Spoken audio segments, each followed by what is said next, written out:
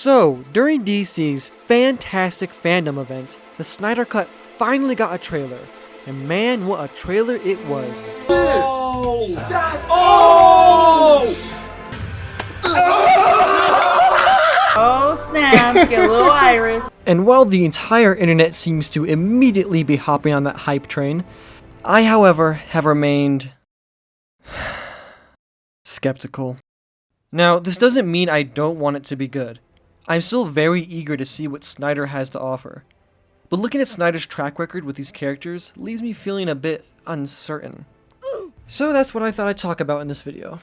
Why these previous two films did not work, and what I hope Zack improves upon with the Snyder Cut. Because I want these movies to work, I want them to do well. I'm a huge DC fan, but if there's any chance of his DCU having a future, he's gotta do better.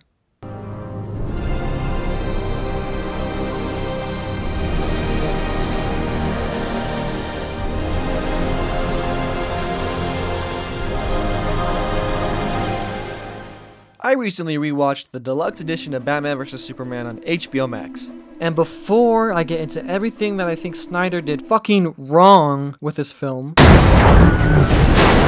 I decided to try and be positive and talk about what he does right first. See? I can be nice, you guys. For starters, the cinematography is absolutely stellar. Batman vs Superman is very competently shot, with Snyder's signature bigger-than-life spectacle he's so good at. Not only that, but the effects in his films tend to be pretty solid, with the fights always feeling gritty, yet unique. This can be a breath of fresh air, seeing how a lot of the action in the MCU can feel kinda repetitive and monotonous. Oh, and that's another thing these movies do better than the MCU, the music. Seriously, when I ask people what Marvel movie has the best soundtrack, half the time they say Guardians of the Galaxy. And well, yeah, it's a great soundtrack. The music wasn't composed for the movie. Meanwhile, you have films like Man of Steel, whose original score is just... Mwah. Now, if the film did all these things and had a competent script, then I wouldn't be making this video. But that's not the case, is it? Boy, do we have problems up here! The biggest problem with Batman vs Superman is the writing. Now, writing good, compelling characters is very difficult, yet it's something that Marvel excels at. The MCU's likable cast of characters are easily its strongest element, and this is made all the more impressive when you realize that most of their benchmark characters were no-names before the MCU started. For example, who the f*** cared about Hawkeye before the MCU? What is that? Or Black Widow? Or even Iron Man? The only Marvel characters that were already popular were Spider-Man, Hulk, the X-Men, and the Fantastic Four, but they'd already been snatched up by Fox, Sony, or Universal. So despite having a cast of heroes with close to no name recognition, Marvel managed to craft one of the most successful franchises in film history. So if Marvel could do this with no-name characters, how do these movies flop so hard with names like Superman, Wonder Woman, and fucking Batman?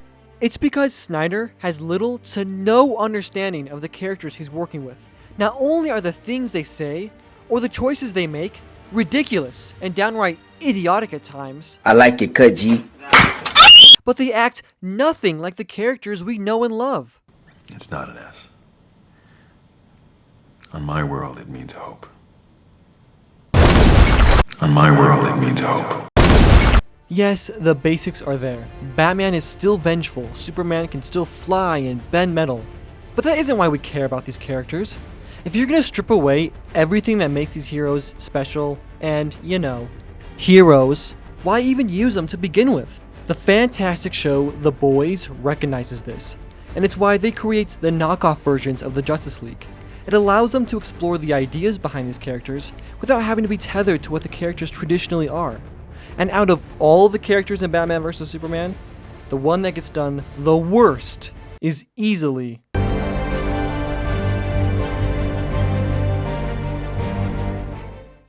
Now, there are hundreds of videos on why Batman doesn't work in this film, but I just couldn't help myself from talking about how badly they f***ed him up. In this movie, we are given an older, grittier Bruce Wayne, one who hasn't been Batman for several years. The film tells us that a mixture of being Batman for so long and losing Jason has led Bruce to lose the faith in people he once had. And I actually think this look at an older, more nihilistic Bruce Wayne could definitely make for an interesting take on the character. However, Batman's transition to this gritty old badass is just barely touched upon, which is too bad, because some of my favorite scenes in the movies are the ones where we get glimpses of Bruce's past, especially the ones with Alfred. We've always been criminals. Nothing's changed. Oh, yes it has, sir.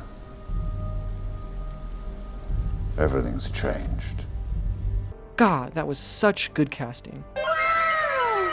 The movie could really have used some flashback scenes of Batman in his prime, fighting some of his classic villains, as a way to show how much he's changed over the years. Jason's death could also have been expanded upon more.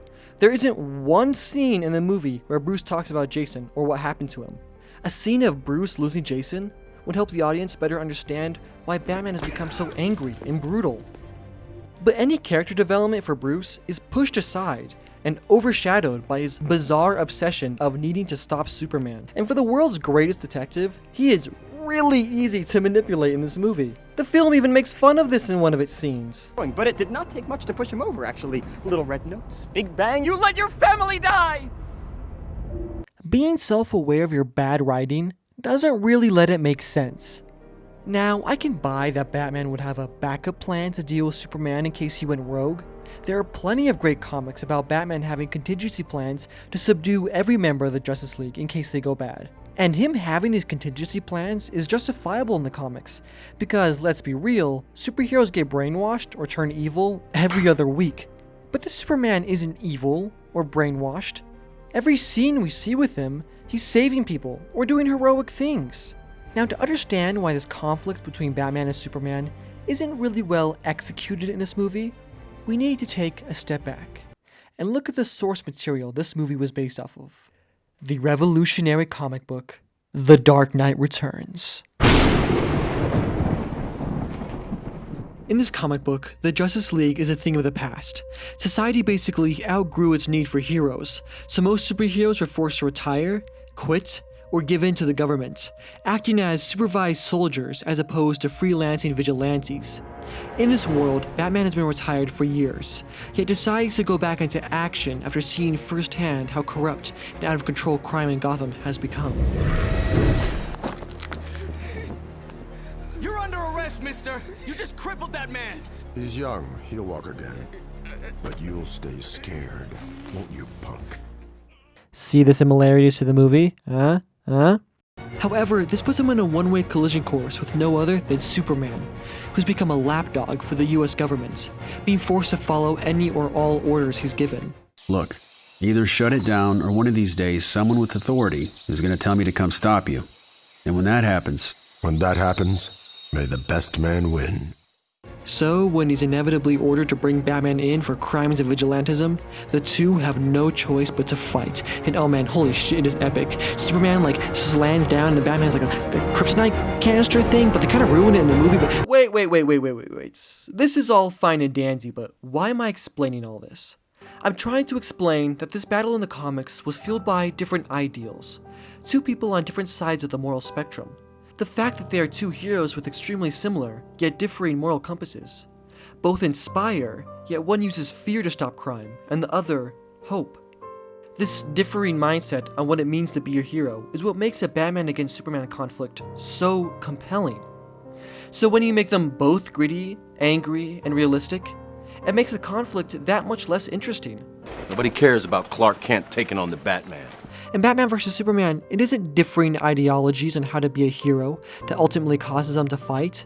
It's just Bruce being an easily manipulated moron. You let your family die! And while we're talking about Batman, let me ask a question that has stumped me since I saw the theatrical release.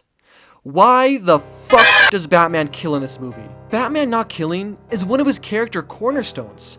A moral code that separates him from the villains he comes up against every day. He doesn't just do it once or twice either. He fucking smokes dudes left and right. That's a lot of damage! How about a little more? Look at this dude.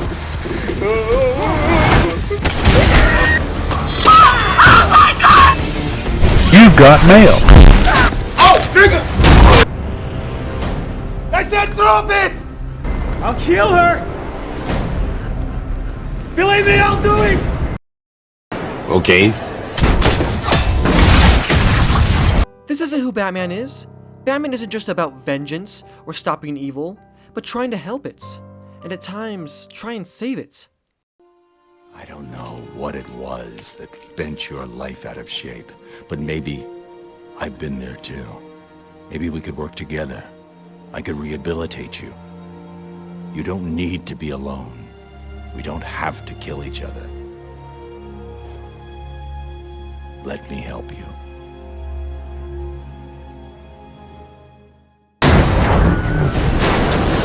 There's a reason why he sends his villains to a psychiatric ward, and not just a prison, for fuck's sake.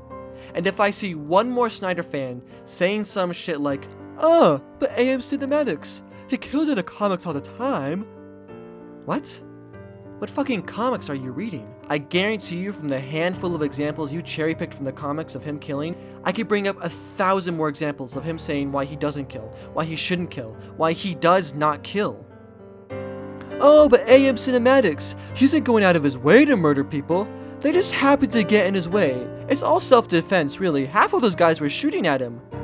Yes, this was an actual argument I was given. Multiple times, too. All you do in the Batman Arkham games is get shot at. But even those games make an effort to prove a point that Batman does not kill, that he sets this moral code for himself. Come on, finish him. Look at him. He'll get him better than the creep who killed your parents. You need to do something. You need to stop him. Good.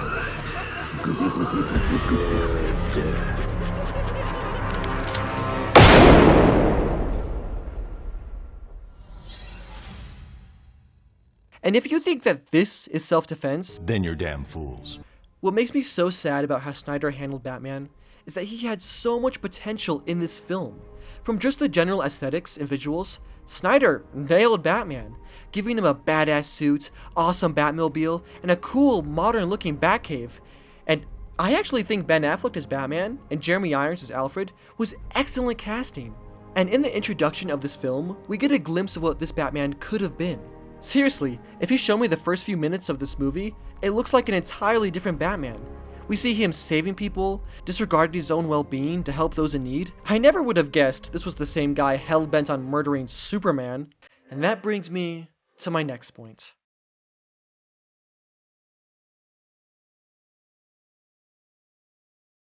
Alright, Superman. I don't got much to say about Superman, so I'll keep this part short. I used to absolutely adore Man of Steel, but as time went on, that relationship became more of a love-hate one, as throughout the years, the inherent flaws with this film's writing became a little more obvious.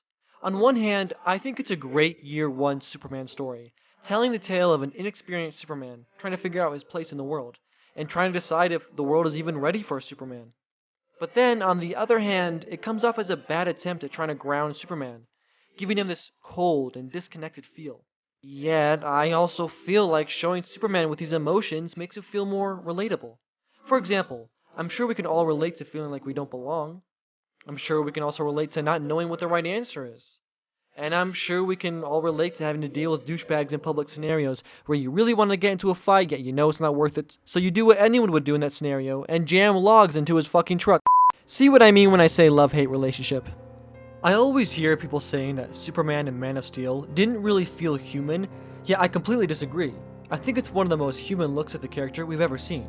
However, I feel like making the Superman hyper-realistic caused the character to lose some of the charm he traditionally has. And while I don't agree with the argument that this Superman is a lifeless robot, I also don't really like the counter-arguments many Snyder fans tend to make, saying that the traditional Superman is this goody-two-shoes, boring Boy Scout, when that's not the case at all.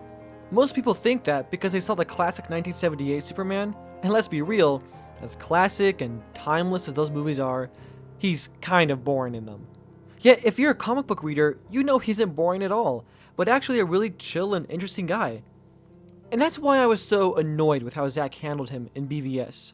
I didn't mind the more gritty and uncertain Superman in Man of Steel, because I assumed from the ending that it was part of his character progression that would slowly evolve into him becoming that kind, charming character that we all know and love. But no, Zack sacrifices character growth for Clark as a way to ham-fist a half-baked conflict. A conflict that isn't even that good. In BVS, it feels like he hasn't changed at all. He's just as lost and depressed as he was in the first movie. This issue stems from Zack's general attitude towards the character. It's obvious to anyone that Man of Steel is meant to be to Superman what The Dark Knight was to Batman. The only major difference between the two is that Christopher Nolan understands the character he's working with. He knows what Batman stands for, what he believes in, and he uses that information to try and show how he would exist in the real world. How could Zack possibly try and translate Superman to the real world when he fails to understand what makes him so popular in the first place? This quote from Zack during a Q&A session about Batman vs. Superman summarizes the problem pretty well. Once you've lost your virginity to this fucking movie, and then you come to me saying something about my superhero wouldn't do that, I'm like, are you serious? I'm like, down the fucking road on that. It's a cool point of view to be like, my heroes are still innocent. My heroes don't fucking lie to America. My heroes didn't embezzle money from their corporations.